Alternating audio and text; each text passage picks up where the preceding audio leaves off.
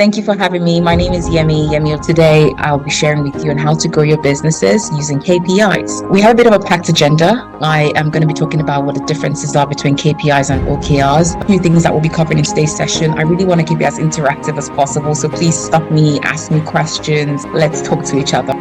But before we get started, I wanted to say congratulations, because for most of you, if not everybody here, you've already found product market fit, you have tractions. I hope you celebrated yourself and gave yourself a pat on the back. Well done, congratulations. And I like to link OKRs to the business vision and the mission. I think it's important to know exactly what's the vision of this business you're building, what's your mission, what are the core values you want to embody to enable you achieve that vision and mission. The second thing is talking you through the sales funnel from start to finish, right? Is helping you see that you need to have a plan, take strangers or more strangers and convert them into customers and keep them as customers for as long as you possibly can. Cover some basic theory points so that we're all on the same page, and then we get into the practical. Does that sound good?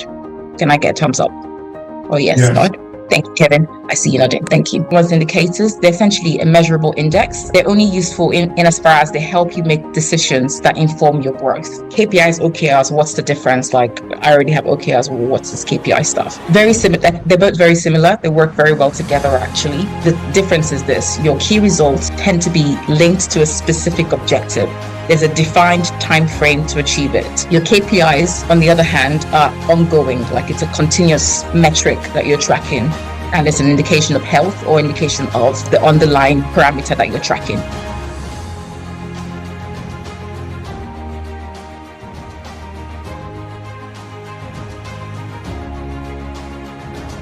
Thank you so much for having me, everybody. It's been a pleasure. Sunil, thank you for the invitation. Please feel free to connect with me on LinkedIn. My name is Yemi Oluseun. I think I'm the only one on LinkedIn with that name, so please do reach out.